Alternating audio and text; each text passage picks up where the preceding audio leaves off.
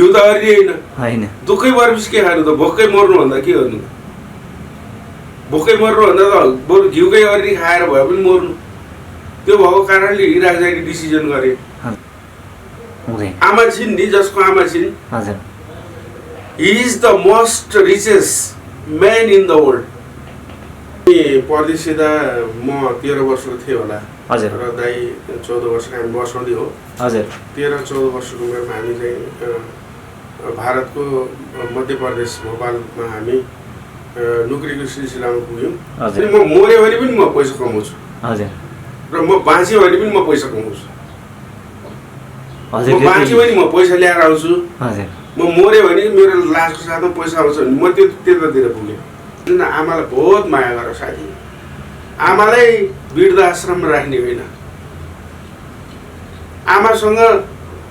आमालाई तिमीले राख्ने होइन क्या साथीहरू आमासँग तिमी बस् भन्नुहोस् भाइ भन्नुहोस् यार भन्नुहोस् दोस्ती भन्नुहोस् जे पनि भन्नुहोस् मेरो दाइ नै हो काम सिकेको नै दाइबाट अब उनीहरूको बच्चाहरूलाई उनीहरूले जस्तो ट्रिट गर्थे नि त माया गर्ने है त्यो गर्दा देख्दाखेरि हाम्रो आँसु आउँथ्यो नि त्यतिखेर आँसु आउँथ्यो दुई भाइ हामी रुन्थ्यौँ काम सानो पनि हुँदैन ठुलो पनि हुँदैन काम नै हो इमान्दारीसँग गर इमान्दारीले कमाएको 1 रुपियाँ ठुलो हुन्छ गद्दारी गरेर कमाएको करोडौँ रुपियाँ पनि त्यो कुनै काम लाग्दैन सर हजुरलाई नमस्कार अनि स्वागत छ नमस्कार धन्यवाद हजुरको परिचय मेरो नाम बालाराम विष्ट हजुर बालाराम विष्ट हो र म प्युठान जिल्ला पिलोपातिन प्युठान जिल्ला नगरपालिका 3 बाट जन्मेको छु अनि पछिल्लो समय हामीले जुन अफ क्यामेरामा हजुरको दुःख सुख सङ्घर्षका कुराहरू धेरै सुन्यौँ हामी पनि निकै भावुक भयौँ होइन थोरै कुराहरू चाहिँ अब हजुरको कहाँबाट सुरु गरौँ भने बाल्यकालदेखि सुरु गरौँ न होइन हजुरको बाल्यकाल कस्तो बित्यो सर के घर परिवार दाजुभाइ दिदीबहिनीहरू के थियो अवस्था कस्तो थियो मेरो बाल्यकाल एकदमै राम्रो हो हजुर तर अलिकता 7-8 वर्षको उमेरमा आइसकेपछि हजुर एउटा इन्सिडेन्स भयो जहाँनिर मेरो आमाले महाप्रस्थान गर्नुभयो त्यस पछाडि मेरा जिन्दगीमा दुःखका दिनहरू सुरु भए हजुर त्यहाँबाट मैले दुःखका दिनहरू देख्नु पर्यो हजुर जस कारणले गर्दाखेरि म आफ्नो पढाइ कन्टिन्यू गर्न पाइनँ हजुर मेरो चाहिँ पढाइ कन्टिन्यू नहुनु कारण ले गर्दाखेरि म र मेरा दाइ हजुर हामी दुई भाइ परदेशी हौँ हजुर कति वर्षको उमेरमा परदेशिनु भयो तपाईँहरू जब आमाको त्यो अवस्था भइसके पछाडि घरको अवस्था सबै कुरा बिग्रिसके पछाडि जिम्मेवारी त हजुरहरूमाथि आयो हामीमाथि आयो त्यस पछाडि हजुरहरू कति वर्षको उमेरमा परदेशिनु भयो हामी परदेशिँदा म 13 वर्षको थिएँ होला हजुर र दाइ 14 वर्षको हामी बसाउँदै हो हजुर 13-14 वर्षको उमेरमा हामी चाहिँ भारतको मध्य प्रदेश भोपालमा हामी नोकरीको सिलसिलामा पुग्यौँ हजुर र नोकरी पनि हामीले कस्तो पायौँ भनेपछि हजुर झाडु पोछा लगाउने अनि साना बच्चाहरू हेर्ने आफू खुदै बच्चा थियौँ हजुर र त्यही माथि पनि एउटा जिम्मेवारी अर्को थप्यो बच्चा हेर्ने हजुर र साना बच्चा हेर्नेदेखि ल्याएर झाडु पोछा होइन सबै गर्नुपर्ने त्यहाँ भाँडा मान्नुपर्ने सबै गर्नुपर्ने हजुर त्यो अवस्थामा हामी थियौँ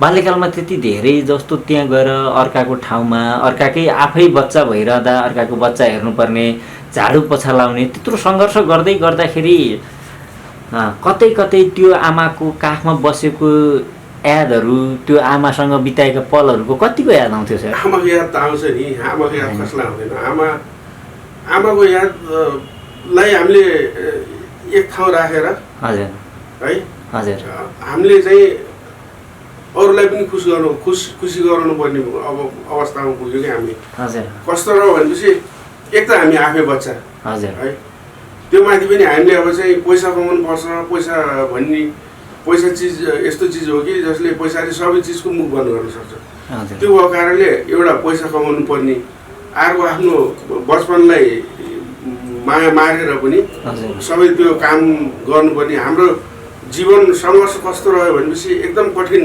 अनि हामी चाहिँ परदेशिएपछि अब एक त आफ्नो बचपना त्यसै खेर गयो हजुर होइन।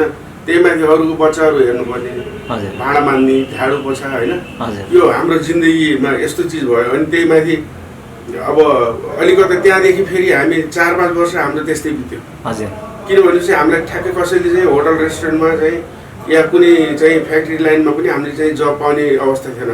हजुर उमेरले गर्दाखेरि हामीले जब पाउने अवस्था थिएन। हजुर त्यो भएको कारणले हामीले 4-5 वर्ष एकदम कठिन जिन्दगी, हजुर कठिन भन्दा पनि कठिन जिन्दगी, हजुर त्यो जिन्दगी बिताउनु 4-5 वर्ष तपाईँहरूले कठिन भन्दा पनि कठिन जिन्दगी बिताइरहँदा कतै कतै हुन त एउटा छोरा मान्छे हो, छोरा मान्छेले कहिले पनि हार मान्दैन भनेर भन्छन् होइन। तर तपाईँहरू त दाजुभाइ सँगै हुनुहुन्थ्यो, परदेशी इन्डियामै गए पनि नेपालको लागि त परदेशी भूमि हो होइन। परदेशी भूमिमा त्यो घाम पानी भोक निद्रा गर्मी नभनिकन सङ्घर्ष गर्दै गर्दाखेरि मनमा कस्तो खालको कुराहरू उत्पन्न हुन्थ्यो सर? त्यो त्यस्तो त खासै अब त्यो हामीलाई घाम पानी भन्ने त्यो हामीले चाहिँ अब बाहिरको काम भएन। हजुर भित्रको काम गर्दाखेरि अब उनीहरूको बच्चाहरूलाई उनीहरूले जस्तो ट्रिट गर्थे नि त, माया गर्ने है। हजुर हजुर त्यो गर्दा देख्दाखेरि हाम्रो आँसु आउँथ्यो नि, त्यतिखेर आँसु आउँथ्यो, दुई भाइ हामी रुन्थ्यौँ। दाजुले भाइलाई, भाइले दाजुलाई हेरेर रुनुपर्ने अवस्था आएको हामी थियो। रुन्थ्यौँ। हजुर किनभने उनी पनि बच्चा थिए, हामी पनि बच्चा थियौँ। हजुर तर उनीहरूको प्यारेन्ट्स थिए हजुर है, उनीहरूलाई चाहिँ उनीहरूलाई माया हुन्थ्यो, सबै हुन्थ्यो। हामीले ठुलो हेर्ने अवस्था थियो कि हामीलाई उल्टो उनीहरूकै सेवा गर्नुपर्ने अवस्था थियो है। त्यो अब त्यो त उनीहरूको ठुलोपन हो एकदम। उनीहरू त हाम्रो लागि धेरै ठुला मान्छे हुन्। हजुर किन उनले त्यो पनि सहारा दिन्थेन भने त हाम्रो अवस्था त कति दयनीय हुन्थ्यो। हजुर त्यो आफ्नो ठाउँमा छ। हजुर तर उनले हामीलाई जागिर दिए, एज अ सर्भेन्ट जे पनि हो, जस्तो पनि हो, उनले जागिर दिए। तर उनीहरूले जस्तो बच्चाहरूलाई माया गर्थे नि, हजुर माया गर्ने, आफ्नो बच्चालाई बच्चामाथि जस्तो सद्भाव राख्थे, हजुर त्यो हामीमाथि नहुँदा हामी त हेर्ने, हामी ठुलो हेर्ने, हामी रुन्थ्यौँ। हजुर हामी दुई भाइ यस्तो अवस्थामा बसेर रुन्थ्यौँ। हजुर एउटा सर्भेन्ट क्वार्टर थियो, एउटा कुनामा दाइ बसेर रुने, एउटा कुनामा म बसेर रुन्थेँ है। रुनी पनि यस्तै रुन्थ्यौँ हामी। अब एउटा सबैभन्दा पहिला त हाम्रो शिक्षाबाट वञ्चित भइयो एकदम। अर्को कुरो प्यारेन्ट्सको माया भन्ने के हो त्यो पाइएन, थाहा पाइएन, होइन। बुझ्न पाइएन। त्यही माथि पनि एउटा सानो गल्ती हुँदाखेरि उनीहरू कराउने चिजहरू एकदम चिच्याउने कराउने। हजुर त्यो गर्दाखेरि एउटा कुनामा दाइ बसेर रुने, एउटा कुनामा म बसेर रुने, त्यस्तो अवस्था पनि हामी थियौँ। त्यस्तो अवस्था तपाईँहरूले पार गर्दै गर्दा भन्नुभयो, म यो कुरालाई अलिकति जोड्न चाहेँ। त्यहाँनिर तपाईँहरूको स्यालेरी कति हुन्थ्यो अनि त्यसमा तपाईँहरू खाना म्यानेज चाहिँ कसरी गर्न सक्नु? बारे कुरो भन्नुहुन्छ, सेलेरी के कुरो गर्नु? त्यति 150 रुपियाँ मेरो सेलेरी थियो, 200 रुपियाँ दाइको। अनि त्यति स्यालेरीले खाना त उनीहरूले दिन्थे होइन, खाना बस्न उनीहरूले दिन्थे। हजुर अनि त्यो 150 सेलेरी मेरो, 200 सेलेरी दाइको। हजुर अनि त्यो पार गरिसकेपछि हामीले त्यो कठिन समय पार गरिसकेपछि अब अलिकति बुझ्ने भइसकेपछि हामी बल्ल हामी रेस्टुरेन्टमा आयौँ, रेस्टुरेन्ट होटलमा आयौँ। हजुर रेस्टुरेन्ट होटलमा आएपछि अब त्यहाँ आएपछि हामीले चाहिँ भाँडा मान्ने नोकरी पायौँ। हजुर त्यतिखेरको समयमा अहिले त रिस्पेक्ट गरेर बोलिन्छ, डिसवासर भनिन्छ होइन, डिसवासर भन्ने एउटा रिस्पेक्ट युटी भनेर भनिन्छ। हजुर तर त्यतिखेर त्यो समयमा चाहिँ गटरवाला भनिन्थ्यो क्या भाँडा मान्नेलाई है। भाँडा मान्नेलाई गटरवाला भनिन्थ्यो। एज अ गटरवाला हामीले चाहिँ 2.5 वर्ष काम गर्थ्यौँ दुई भाइले नै। दुई भाइले चाहिँ सँगसँगै गरिरहनु भएको छ। त्यो सङ्घर्ष पिरियडदेखि अहिले हजुरले भनिरहेको ठाउँसम्म हजुरहरू आइपुग्दासम्म दाजुभाइ सँगसँगै हुनुहुन्छ। अहिले त हामी आफ्नो रेस्टुरेन्ट रन गरिरहेका छौँ। होइन अहिले रिसेन्टली अवस्थामा भन्न तपाईँले जुन कुरा सुनाइरहनु भएको छ त्यो हामी सँगै हुनुहुन्छ है? सँगै छौँ। हजुर त्यसपछि हामीले काम रेस्टुरेन्टमा अब भाँडा मान्ने भएपछि 2.5 वर्ष अब त्यसरी बिताइयो। हजुर त्यो बिताइसकेपछि अब अलिकति ठुलो पनि भयो। अनि त्यस पछाडि त्यतिखेरका सेफहरूलाई ओस्ताद भन्ने चलन थियो। हजुर तिनी ओस्तादले हामीलाई चाहिँ किचनमा फेरि जब दियो होइन। जब दिएपछि अब किचनमा एज अ मसाल्ची, हजुर मसाल्ची भनिन्थ्यो, अहिले हेल्पर भनिन्छ होइन। हजुर एज अ मसाल्ची त्यसपछि हामीले काम पायौँ। हजुर काम पाएपछि अब त्यसमा चाहिँ कटिङ हुन्थ्यो होइन, खुर्सानी काट्नुपर्ने, प्याज काट्नुपर्ने, लसुन काट्नुपर्ने हजुर होइन, टमाटर प्याजहरू काट्नुपर्ने, विविध तरिका अब सलादहरू लगाउनुपर्ने, सबै काम गर्नुपर्ने। हजुर त्यतिखेर हामीले काम सिक्ने मौका पायौँ। जस्तो अहिलेको भाइ बहिनीहरू कस्तो छ भनेपछि बासँग आमासँग अलिकति झोकेर रिसेर ल म होटल म्यानेजमेन्ट गर्छु, मलाई चाहिँ एउटा म्यानेजमेन्ट पढ्नु पऱ्यो, म म्यानेजमेन्ट पढ्छु भन्ने एउटा घुर्की लगाउने बच्चाहरूले गर्छ नि, त्यो त थिएन नि हामीसँग त थिएन। तर हामी त्यो त के गड गिफ्टेड हो, त्यो हामीले त्यो अपर्च्युनिटी पाइयो, त्यसलाई चाहिँ हामीले त्यो अपर्च्युनिटीलाई हामीले आफ्नो जिन्दगीमा बेस बनायौँ क्या, बेस बनाएर त्यस पछाडि काम सिक्दै गयो। अब त्यो 150 देखिबाट हामी सिधा कहाँ पुग्यौँ भनेपछि 600 रुपियाँ पुग्यौँ। 600 रुपियाँ 600 रुपियाँ, दुई भाइको 6 गुणा 1200 रुपियाँ हामीले मन्थली सेलेरी अर्निङ गर्ने भयौँ होइन। त्यस पछाडि काम सिक्दै गयो, त्यो 6, 7, 8, 10, 12, 15 त्यस्तै गर्दा गर्दै जब मेरो सेलेरी 1800 थियो, दाइको सेलेरी 3500। हजुर, दाइको सेलेरी 3500 हुँदाखेरि 1800 मेरो सेलेरी थियो। अनि तपाईँहरू त सँगै काम गर्ने, सँगै सङ्घर्ष गरेको भन्नुभयो होइन, तर दाइको धेरै तपाईँको चाहिँ थोरै कसरी भयो? त्यो यस्तो भयो फेरि, त्यो एउटा त्यसमा पनि दाइ यो काममा धेरै दक्ष हुनुहुन्छ क्या। विक्रम सेफ भनेर भोपालको मध्य प्रदेश भोपालमा 2002-03 मा दाइ भनेको एकदम हात बिग्ने सेफ भइसक्नु भएको थियो। म फेरि अलिकति दाइको लाडपाडमा रहेँ, मैले काममा त्यति खासै ध्यान नदिने है, दाइले काम सिक्नुभयो। अनि मेरो गुरु नै मेरो दाइ हो, मेरो साथी भन्नुहोस्, भाइ भन्नुहोस्, यार भन्नुहोस्, दोस्ती भन्नुहोस्, जे पनि भन्नुहोस्, मेरो दाइ नै हो। काम सिकेको नै दाइबाट मैले त्यसरी। म फेरि अलिकति लाड प्यारमा पाएँ। अब मलाई त मेरो बाबामासँग लाड प्यार पाउनु त भएन, मैले पाउने भनेको दाइसित। म अलिकति केयरलेस गर्थेँ, दाइ अलिकति मेहनती, अहिले पनि मेहनत गर्नुहुन्छ। अहिले दाइले चाहिँ प्युठानमा विष्ट स्विट तथा नमकिन उद्योग भनेर अहिले चाहिँ एउटा रेस्टुरेन्ट रन गरिरहनु भएको, प्योर शुद्ध एकदम शाकाहारी भेजिटेरियन रेस्टुरेन्ट हो। अनि अहिले दाइले त्यो रेस्टुरेन्ट रन गर्दै हुनुहुन्छ होइन। त्यस पछाडि अहिले पनि मेहनत गर्नुहुन्छ दाइ। अहिले 46 वर्ष समथिङ हुनुभयो, त्यतिकै त्यस्तै हाराहारी हुनुहुन्छ होला। आज पनि उहाँको चाहिँ 4 बजी उठ्ने होइन, आफ्नो रेस्टुरेन्ट पुरा सेटअप गर्ने, भित्र किचनहरू सेटअप गर्ने होइन, सरसफाइ यताउति गर्ने, एकदम दाइ एक्टिभ हुनुहुन्छ।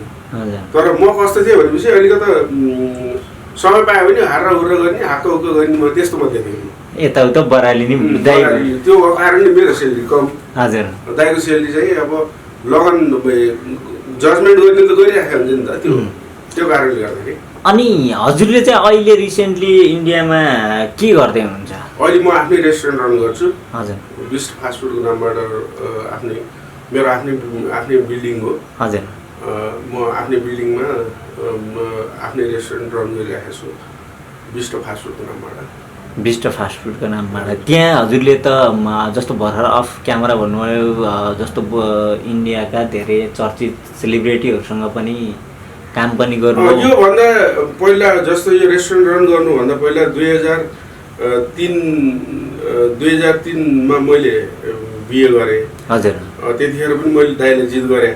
हजुर, त्यो दाइ मैले फल्ने केटीसँग मन पराएको छु, ल त्यो केटीसँग मैले बिहा गर्दैछु भने दाइले ठिकै छ, मैले भन्दा तैँले पहिला गर्छ भने गर्न भनेर त्यतिखेर दाइले बिहा गरिदिनु भयो। हजुर, बिहा गरिदिएपछि 2005 मा मेरो नानी जन्मियो। हजुर, 2005 मा नानी जन्मेपछि अब म माथि त जिम्मेवारी थप्यो, आफै बाबा बन्नुभयो।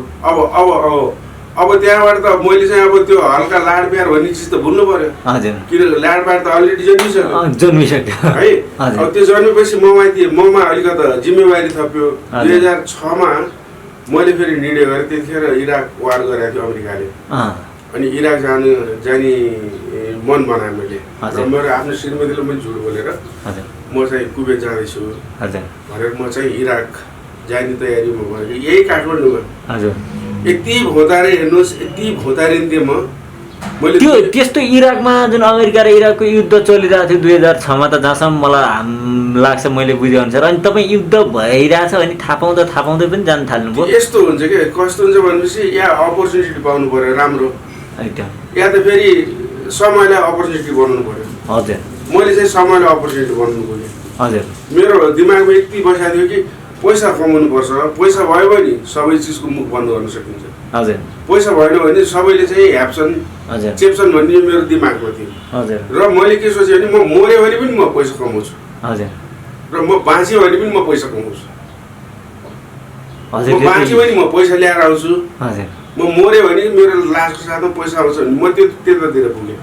त्यति धेरै कठोर निर्णयमा पुग्नु भएको छ नि, यो कुरा त धेरै एकदम कस्तो भन्दाखेरि हामीलाई नै भावुक बनाउनु भयो। एक त तपाईँ बचपनदेखि नै त्यो आमा गुमाएपछिको सङ्घर्ष, अनि युद्ध भइरहेछ, मलाई मेरो ज्यानको प्रवाह छैन भनेर तपाईँ मऱ्यो भने पैसा घरमा आउँछ, बाँचे भने आफै कमाएर आउँछु भन्दै गर्दा त यो त हामी तपाईँभन्दा धेरै भावुक त हामीलाई बनाउनु भयो। यस्तो हो नि, यो जस्तो काम सिक्ने क्रममा काम त सिकियो। हजुर, काम सिके अनुसार पारिस आर्मी यहाँ इन्डियामा पनि थिएन, नेपालमा पनि थिएन। त्यसको कारणले गर्दाखेरि, किनभने सधैँभरि भन्छ नि गरिब घरमा जन्मनु पाप होइन, तर गरिब भएर मर्नु पाप हो भनिन्छ नि। त्यतिखेर त्यो प्रिन्सिपल मेरो दिमागमा थियो। र मैले त्यतिखेर के सोचेँ भने होइन, पैसा कमाउनु पर्छ। यदि पैसा भएन भने यो अहिले जुन हामीले जो चाइल्डहुड हाम्रो त गयो नि त, चाइल्डहुड त गइसक्यो, एकदम बचपना त हाम्रो त एकदम कठिन अवस्थामा निक्ल्यो। र अब हुने आउने दिन पनि हाम्रो यस्तै दुःखका दिनहरू जान्छन्, दुःखमै बित्छ भन्नेमा पुगेर त्यो निर्णय लिन पुगेर म यही काठमाडौँमा, यो काठमाडौँले मलाई यति दुःख दियो र यही काठमाडौँले फेरि मलाई यति सुख पनि दियो। हेर्नुहोस् है, दुःख यसरी दियो। यो काठमाडौँमा म जब मेन पावर धाउँदा एकजना, अहिले नाम नलिउँ, उहाँ एकजना आफ्नै दाइ हुनुहुन्थ्यो। उहाँले चाहिँ ल खान्छ त इराक जा भन्नु, म हुन्छ दाइ म जान्छु भने र जाने क्रममा उहाँसँग भेट हुनुभन्दा पहिला मैले मेन पावरमा कहिले पासपोर्ट बोल्यो भन्ने, कहिले पासपोर्ट हरायो भन्ने होइन। र त्यतिखेर अब के गरे यिनीहरूले मेरो पासपोर्ट पनि हराइदियो, के गरे जलाइदियो, त्यो आफ्नो ठाउँमा छ। तर त्यो दाइसँग भेट्नु भन्दा पहिला म 2 दिन 3 दिनसम्म भोकै हिँड्थेँ कि यो काठमाडौँमा 2 दिन 3 दिनसम्म भोकै हिँड्थेँ। मैले भरि आफ्नो पेट भरेर मैले खानै खाइनँ है।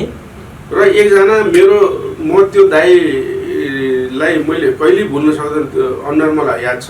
अहिले त्यो दाइ कहाँ हुनुहुन्छ है, यो बालाजुमा उहाँको चाहिँ एउटा चाहिँ गेस्ट हाउस थियो। त्यो दाइको सम्पर्कमा आएपछि ल बालराम भाइ हिँड्नुहोस् मसँग, उहाँले लानुभयो।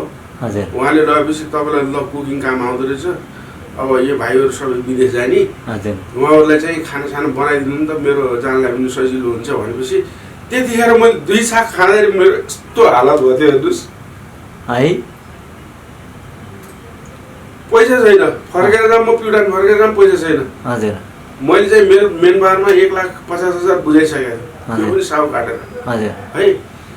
अब फर्केर जाउँ, कसरी जाउँ, नजाउँ, यहाँ बसेर खाने उपति भएन। तर त्यो दाइले मलाई ल बालराम भाइ हिँड्नुहोस् न भनेर लगेपछि त्यहाँ गएर मैले 2 छाक भन्ने कस्तो हुन्छ बल्ल त्यहाँ थाहा पाऊँ मैले धेरै दिनपछि।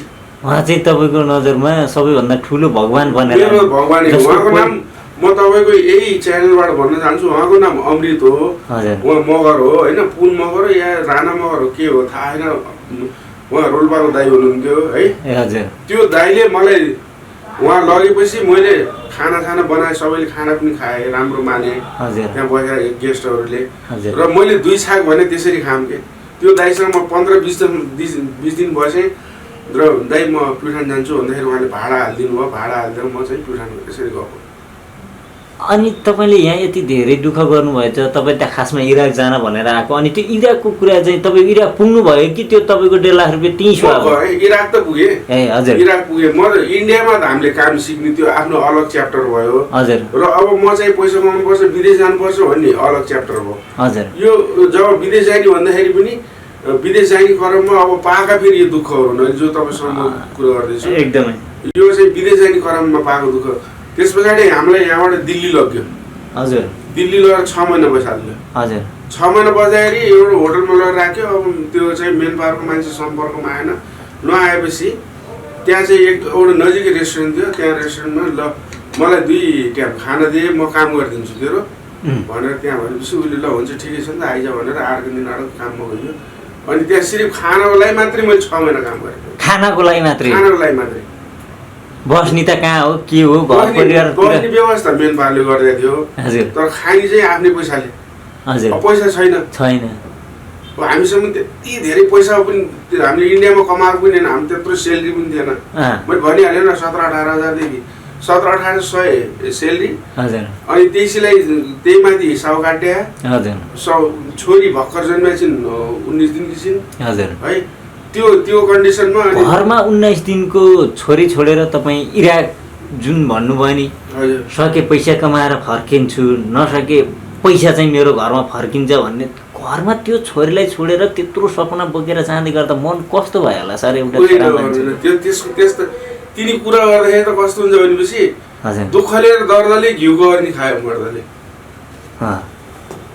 घिउ वास्तवमा अर्किँद होइन नि हो होइन नि घिउ त अर्नी होइन दुःखै मरेपछि के खानु त भोकै मर्नुभन्दा के गर्नु भोकै मर्नुभन्दा त बरु घिउकै अर्नी खाएर भए पनि मर्नु त्यो भएको कारणले इराक जाने डिसिजन गरे इराक जाने डिसिजन गर्ने क्रममा अब यहाँबाट हामीलाई चाहिँ काठमाडौँ त कति भौतारे है त्यस पछाडि अब दिल्ली लग्यो दिल्ली लगेर पनि 6 महिना बसाल्यो 6 महिना त्यत्तिकै फोकटमा रेस्टुरेन्टमा काम गरे खानको लागि मात्रै त्यहाँ दिल्लीबाट जोर्डन लग्यो जोर्डन लगेपछि त्यहाँ पनि 1 महिना बसाल्यो त्यहाँ एउटा खपुस भन्ने दिन्छ कि त्यहाँ रोटीलाई खपुस भन्छ दालको त कुरै नगर्नुहोस् अब 1 किलो दालमा चाहिँ 20-25 लिटर पानी हाले त्यसको दालको कुरो त्यति दिनमा खाने भनेको त्यहाँबाट फेरि एकजना खैरी आएर इन्टरभ्यू गर्यो इन्टरभ्यू गर्दाखेरि अब तछाड मछाड छ म पनि जसरी इन्टरभ्यू दिन सफल भएँ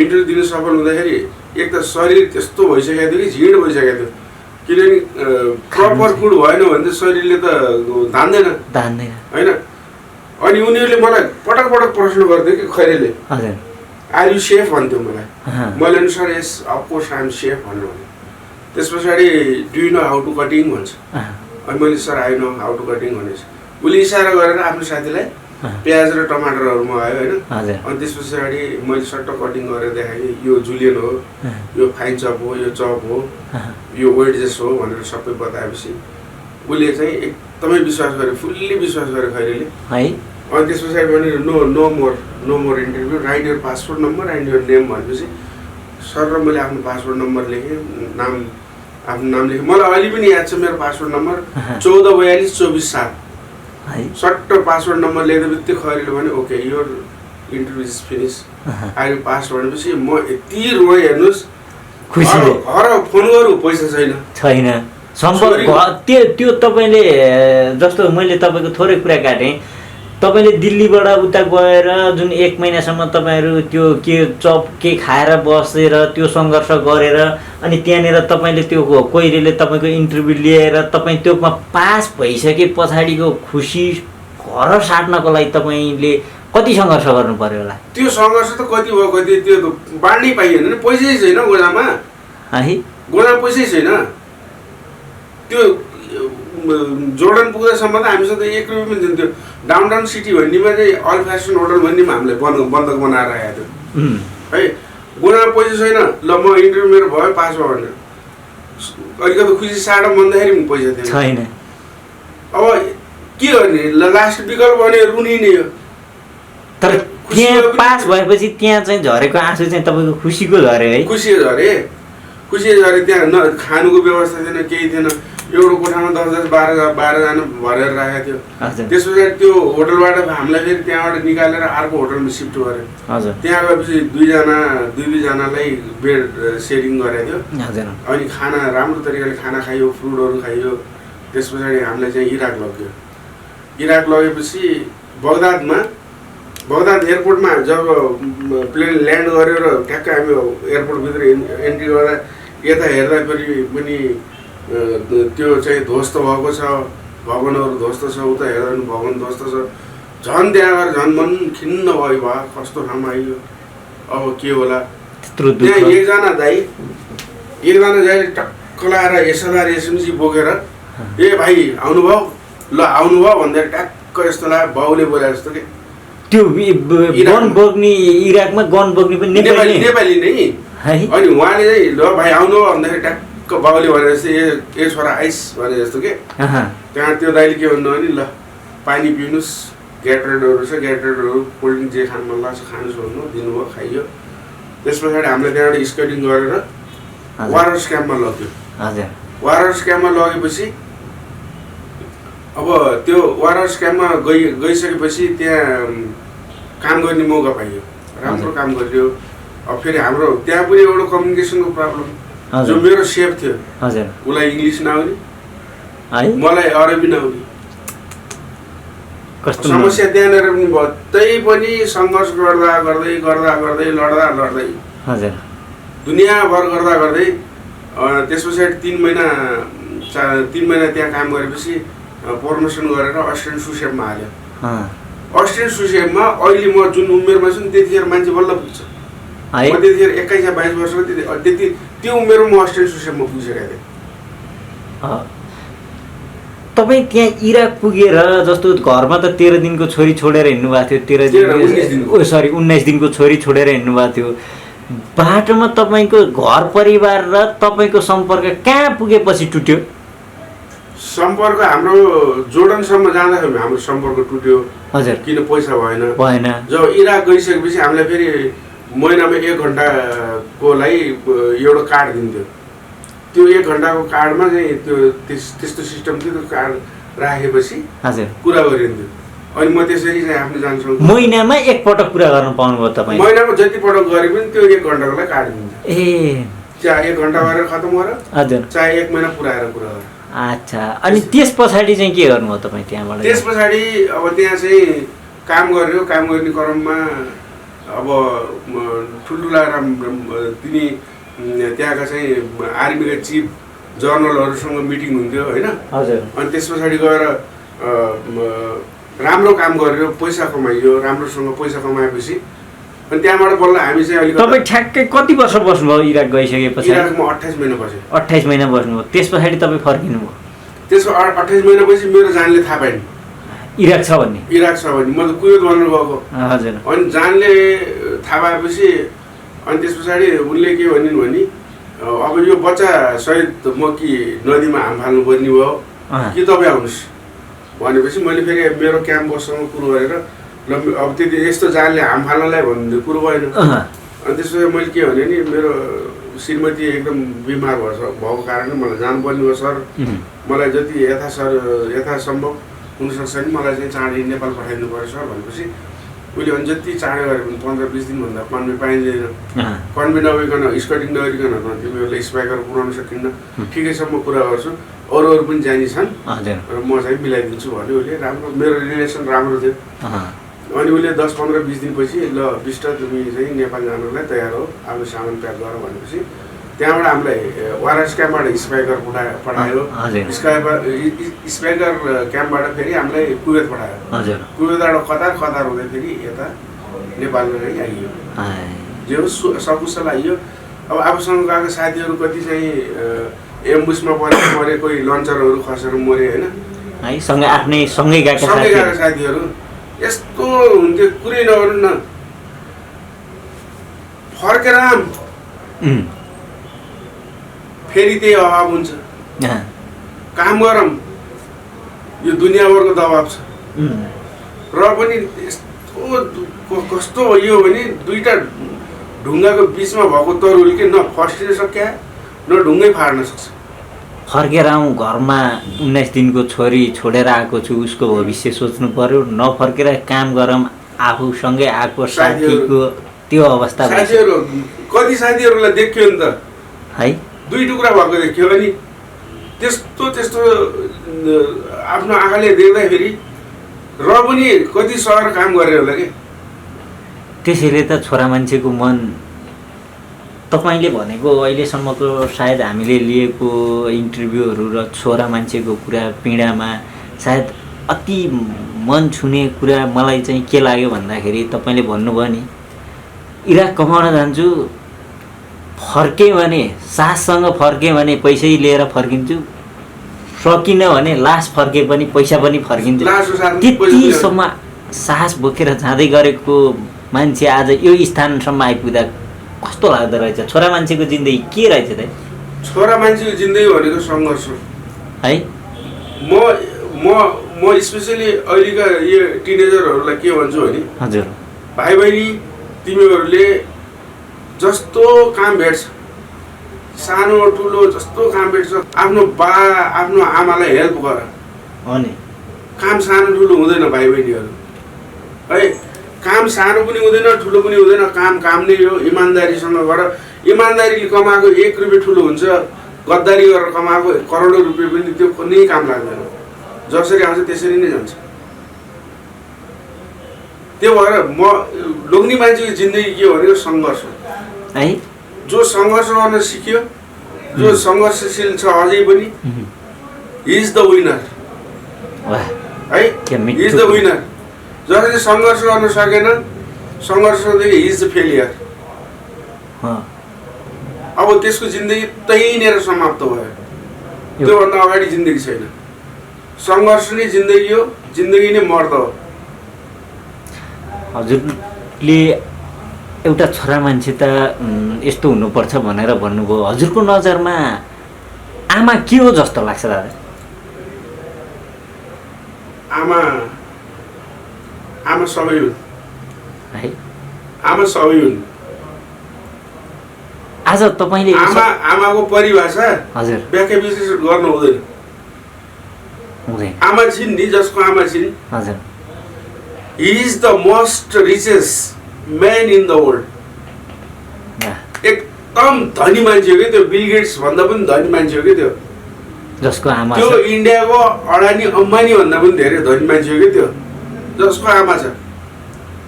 सायद आज तपाईँको साथमा तपाईँले यो सफलता प्राप्त गर्दै गर्दा तपाईँले यो सङ्घर्ष हजुरलाई यहीँनिर काटेँ। हजुर, आमा भन्ने शब्द मैले तपाईँलाई अर्को परिभाषा दिन्छु। हजुर, व्याख्या विश्लेषण गर्ने होइन, तर परिभाषा दिन मिल्छ है। हजुर, तपाईँ सानामा हजुर याद गर्नु त, गाउँघरमा खेल्दाखेरि हजुर खुट्टामा ठेस लाग्दाखेरि त्यो आमाले यसो हात मसालेर गर्दाखेरि त्यो घाउ निको हुन्थ्यो कि। न आमा डक्टर हुन्, न आमा वैद्य हुन्, न आमा धामी हुन्, न आमा झाँक्री हुन्। घाउ सन्चो हुन्थ्यो कि, घाउ सन्चो हुन्थ्यो है। भनेपछि आमाको व्याख्या विश्लेषण गर्नुभन्दा नि आमाको परिभाषा यही नै हो। बाबा चाहिँ हजुरको नजरमा बाबा चाहिँ? बा भनेको रोटी हो, कपडा हो, घर हो है। बाउको जुत्ता यदि दैलामा छ भने त्यो बाउ मर्नै लाग्यो 80-90 वर्षको 95 वर्षको किन नहुन् है। त्यो घरमा आएर कसैले ओइ भनेर छाती पिटेर बोल्ने हिम्मत हुन्न छोराछोरीलाई।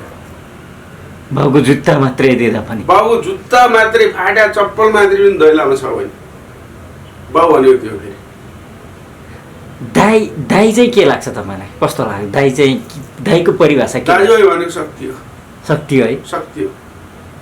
एउटा कहानी भनिदिउँ, भन्नुहोस्। भाइ फुटे गवार लुटे, एउटा कहानी छ नि, भन्छन् दाइ भाइ फुट्नुहुन्न। जहाँनिर तपाईँ दाइ भाइ फुट्नुहुन्छ नि,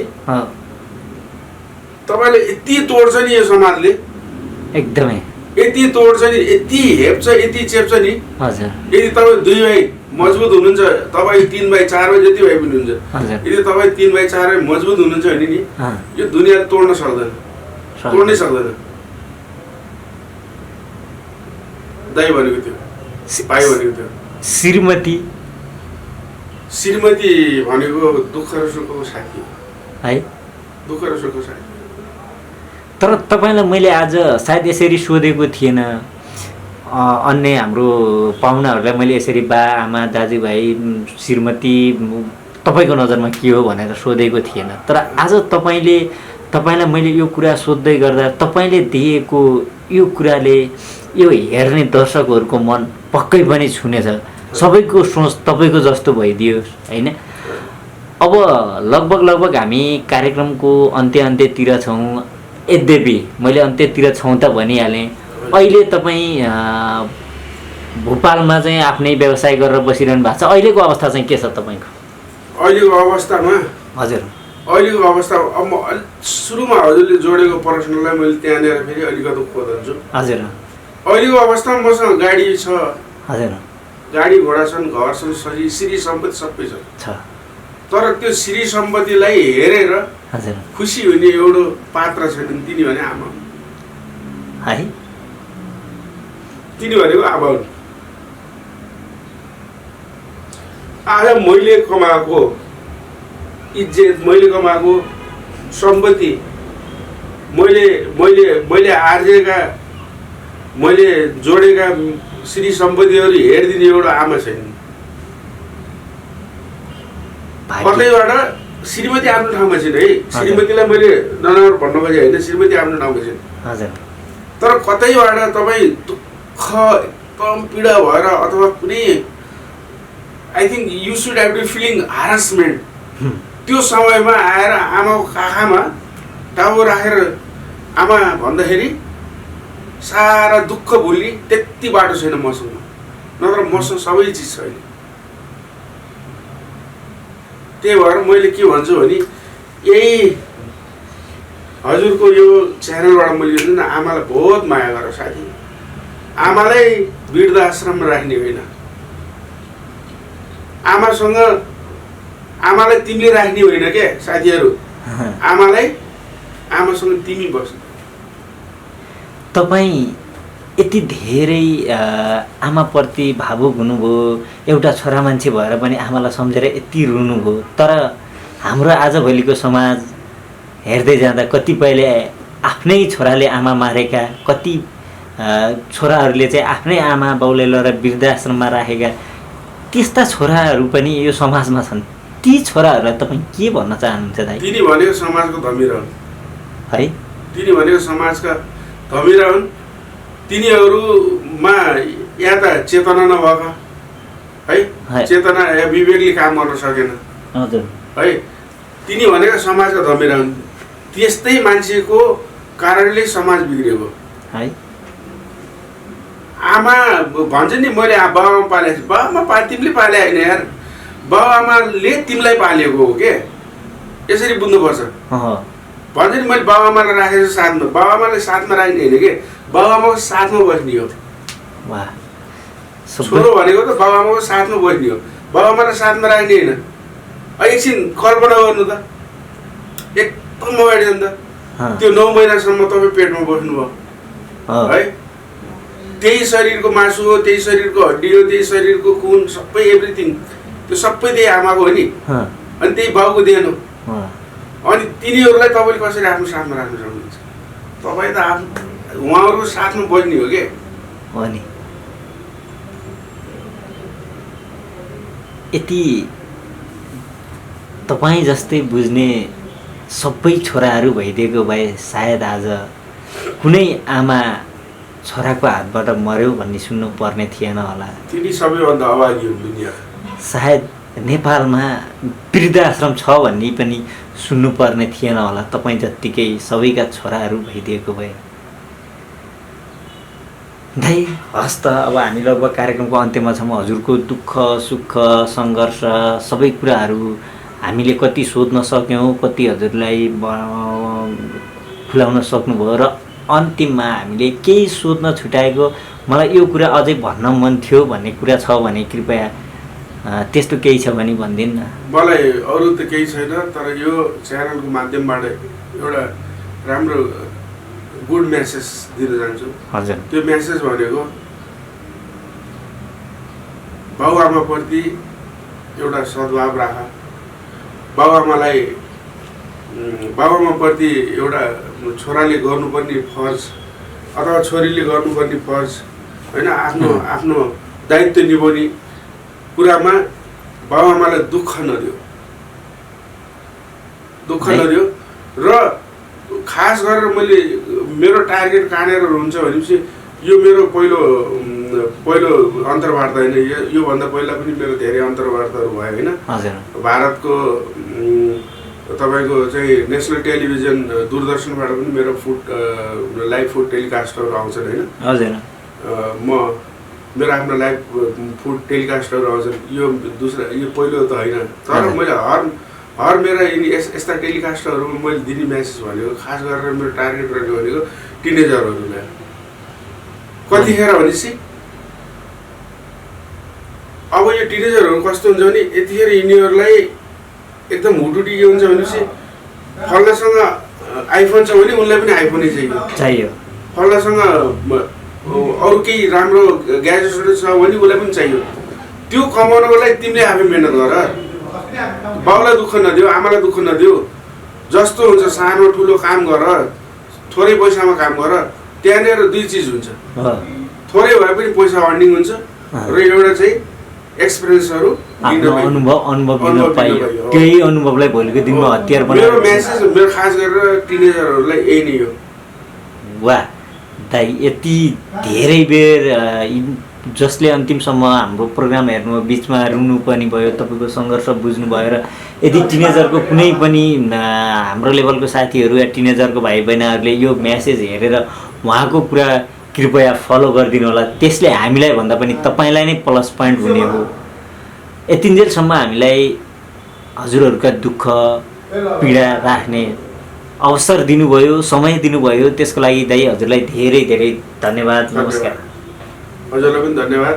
तपाईँको च्यानल माध्यमबाट अलिकति कुराहरू राखिदिनु भयो। मेरो पनि अलिकति मन हल्का भयो र खुसी लाग्यो। यहाँसम्म बोलाउनु भयो।